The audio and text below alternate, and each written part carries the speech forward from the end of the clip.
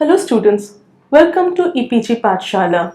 I am Shashwati Shah, Assistant Professor, Department of English, Sikkim University. Today we'll be talking about reading new literature in English, and the module is on literature and surveillance in cyberspace.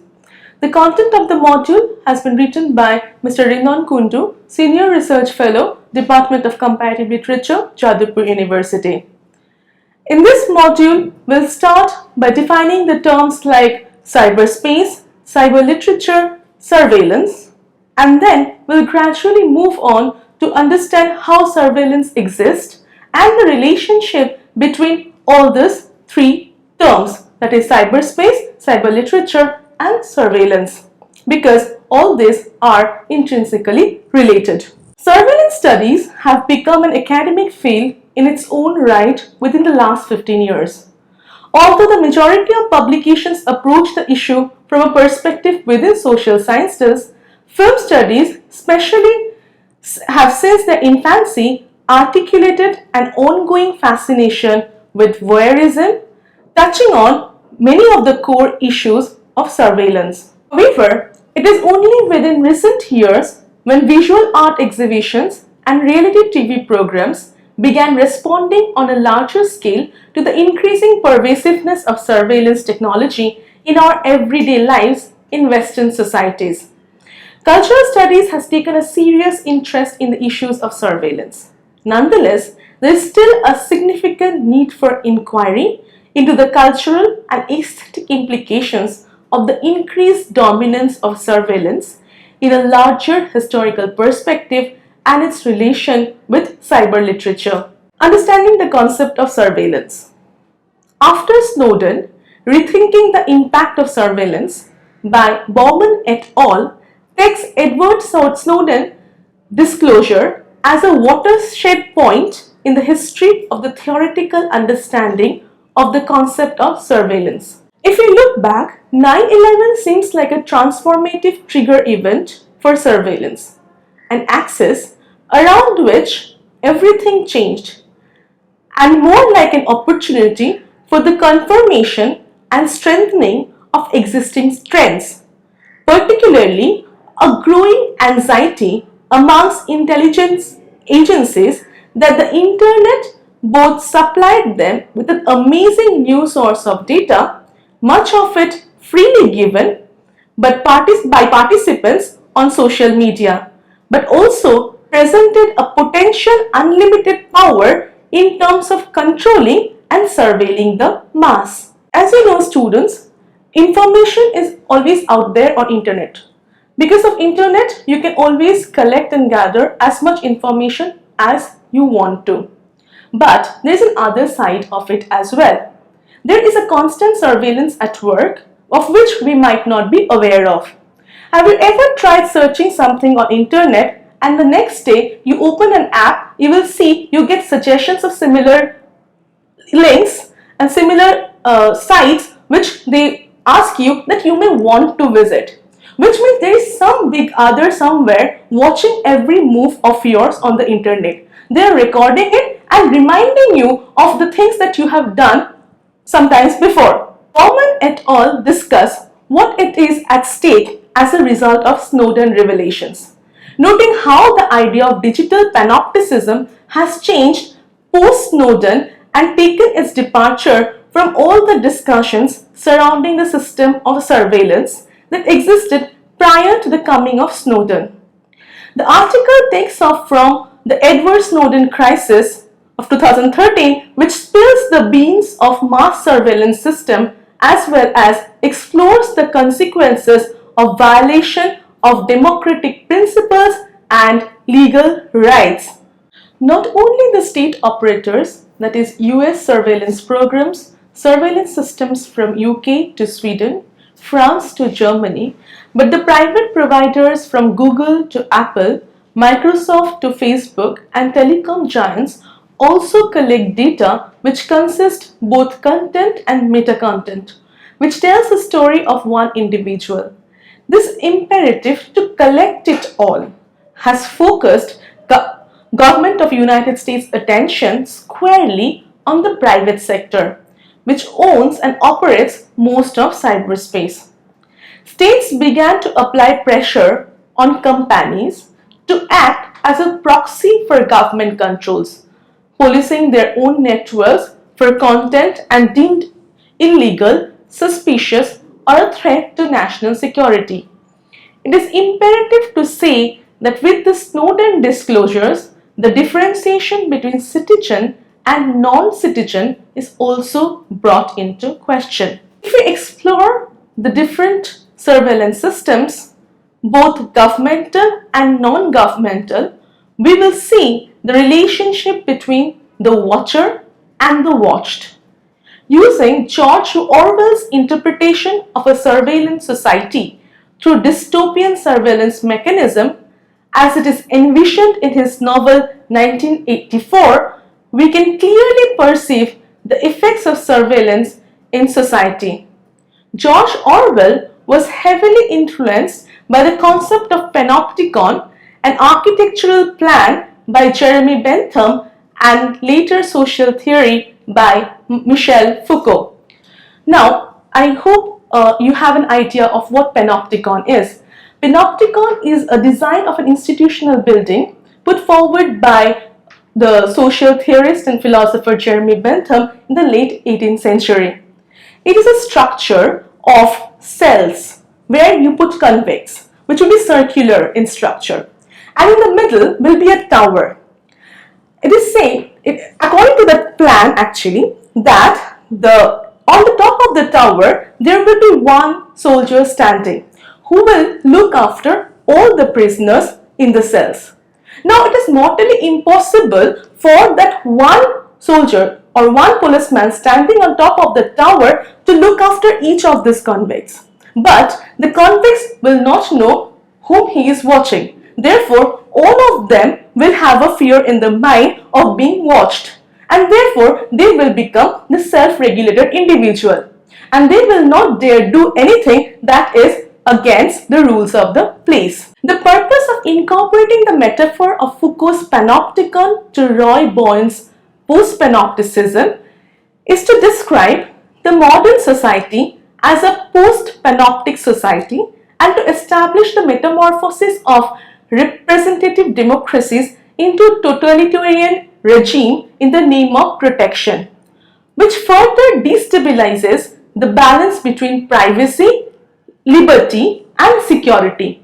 We have to understand the need for right balance between national security and individuals' right to privacy. This individual's right to privacy is something that has been respected to an extent by certain search engines like DuckDuckGo, who tries to keep whatever is searched on that engine secret and not disclosing it later, like many other search engine does, giving you links and pop-ups depending on what you have searched for some time in those sites. With the understanding of the canon of surveillance studies and critical security studies, we will now turn towards the fuzzing of national borders, complicated and ever-changing cartographies, and lines of control and enforcement, smudging of lines between national security and transnational surveillance, nationals and foreigners, as well as how the private will of an individual is curbed by a constant threat of an invisible gaze. We have to keep in mind the global political economy of surveillance and how multiple states like Germany, France, Poland, Sweden, and Netherlands have become, following the aftershock of Snowden incident, potential sites of resistance against big state, that is United States monopoly in collecting big data, collocation of social media, mobile connectivity, and cloud computing. With a particular focus on Snowden's exposure of NSA surveillance operation in Brazil, we can see a number of major international fallouts after Snowden leaks. For example, the Brazilian blowout, European Union snubbing of US surveillance, resistance from a number of left-leaning Latin American countries, as well as formation of digitized geopolitics like the creation of European data cloud, Chinese Great Firewall, Iranian Halal Internet. We can define cyberspace as a single domain equal to land, sea, air and space, which to control every state has to build up a digital fortress and cyber defenses, leading to the imperative to dominate and rule this domain, to develop offensive capabilities to fight and win wars within cyberspace and to hold technological sovereignty. The imperatives of mass surveillance and preparations for cyber warfare across the globe have reoriented the defense industrial base and industrial coalitions.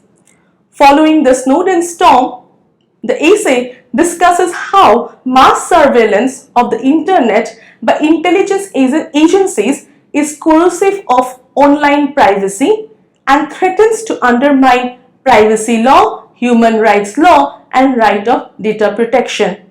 It is interesting to explore how the power relations are intersecting each other and blurring thereafter, with a particular stress on the concept of cyber sovereignty and digital subject.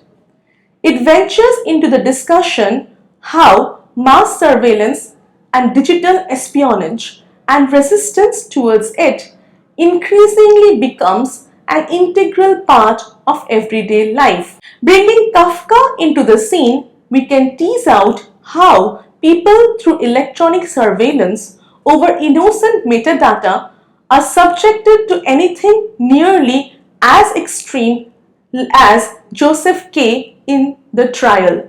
The words of the attorney and author John W. Whitehead about the US National Security Agency scandal in an article titled Kafka's America is worth quoting in this context.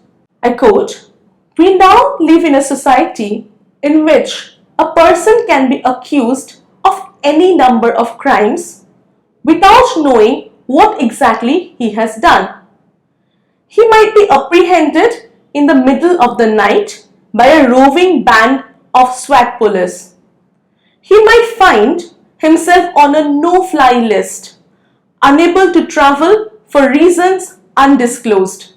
He might have his phones or internet tapped based upon a secret order handed down by a secret court with no recourse to discover why he was targeted." Indeed, this is Kafka's nightmare, and it is slowly becoming America's reality. Social networking and social life have to be re-narrated in the encounter with everyday surveillance. It is apparent that social selves are, in a sense, co-produced with the surveillance state. The Bangladeshi American artist Hassan M. Ilahi has produced a digital installation that poignantly critiques the co-production of the self through surveillance. After he was detained in 2002 and informed that he was on a terrorist watch list, he produced an installation that recorded all of his daily activities and whereabouts titled "Hiding in Plain Sight."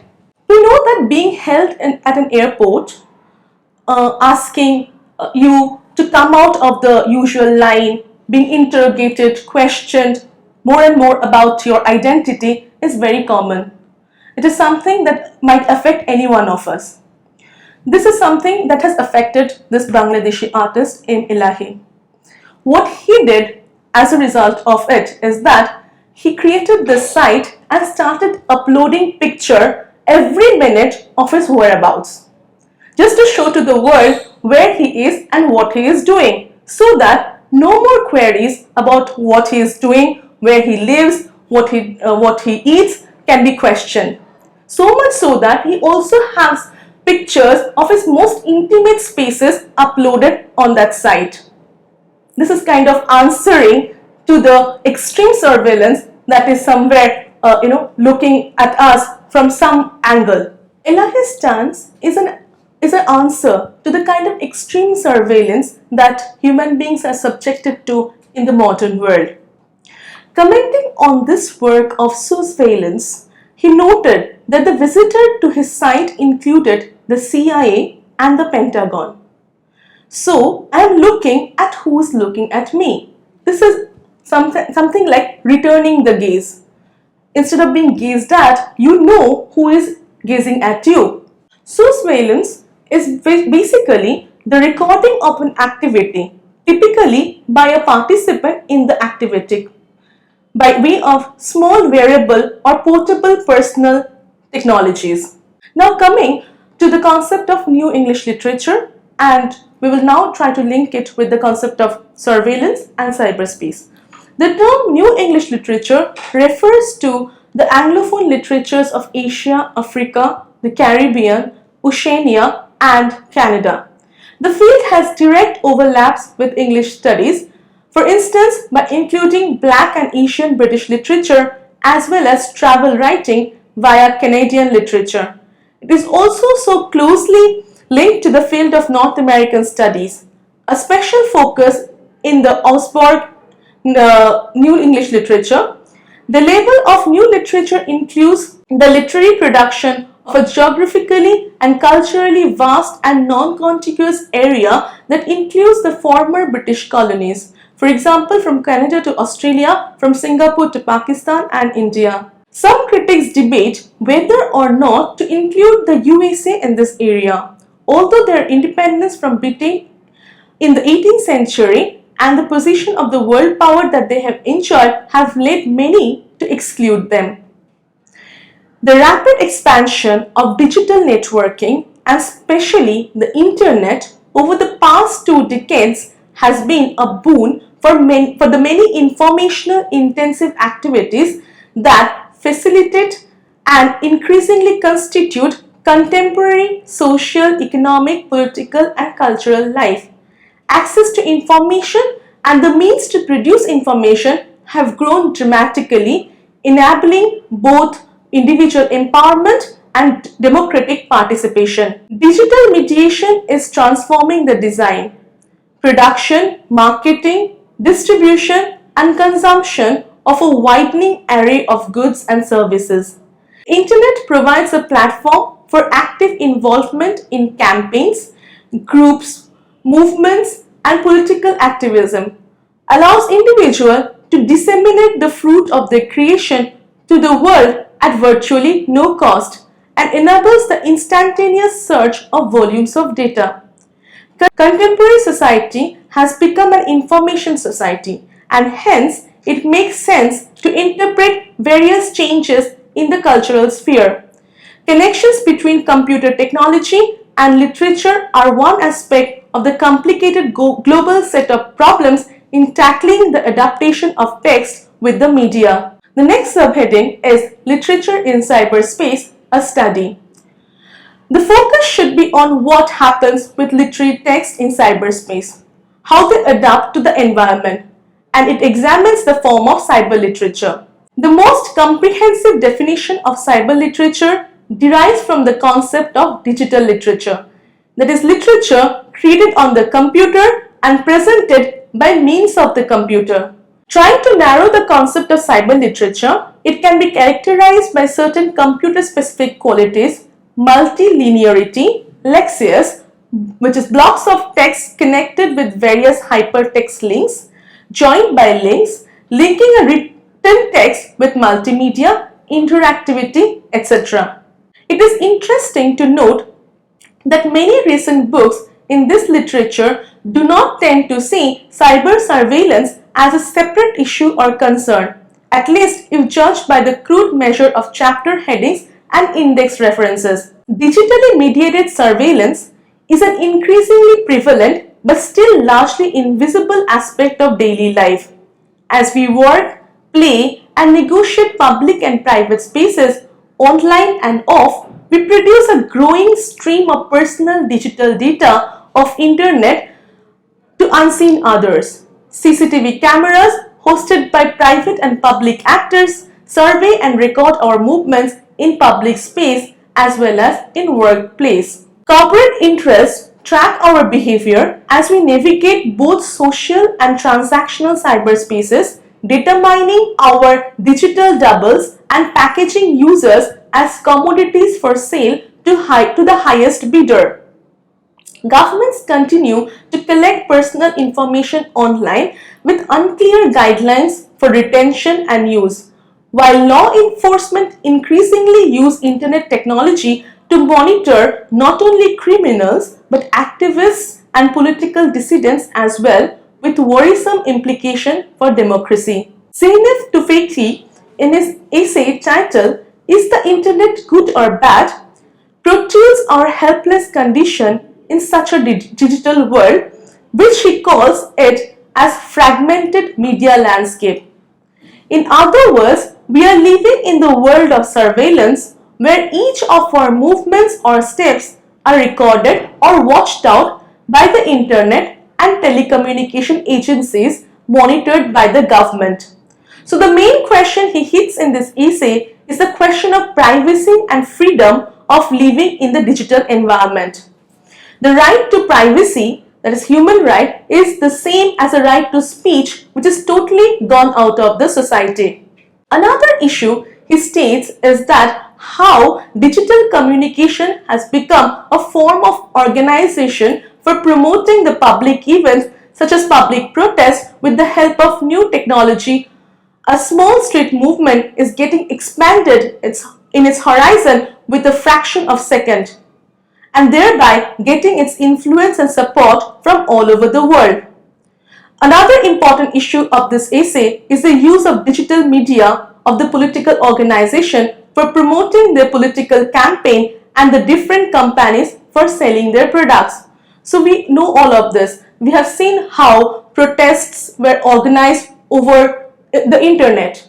Facebook plays a very important role in it, and we are very aware of it, how these spaces provide a platform where people can voice out their opinions, gather support from people all across the world, and therefore launch a protest. There is one side to it. The other side is that the promotion that the marketing agencies are doing day in and day out. The other side is that we are constantly under watch. We are being watched every moment. There's the big other who knows whatever we are doing over the internet space. What I enjoy in a narrative is not directly its content or even its structure, but rather the aberrations I impose upon the fine surface. I read on, I skip, I look up, I deepen again. This is what literary critic Roland Barthes said in his short work, The Pleasure of the Text. The palpability of a book is very important for few readers among us. We like to touch the book, hold it, smell it, and it gives us a pleasure of a different kind.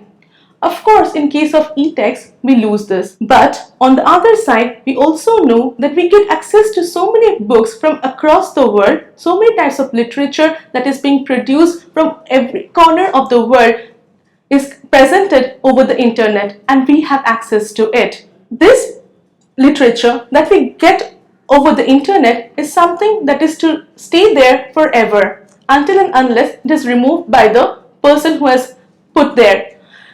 Books are not there forever. Books get stained, they are too heavy, have missing pages, are long and thick or short and thin.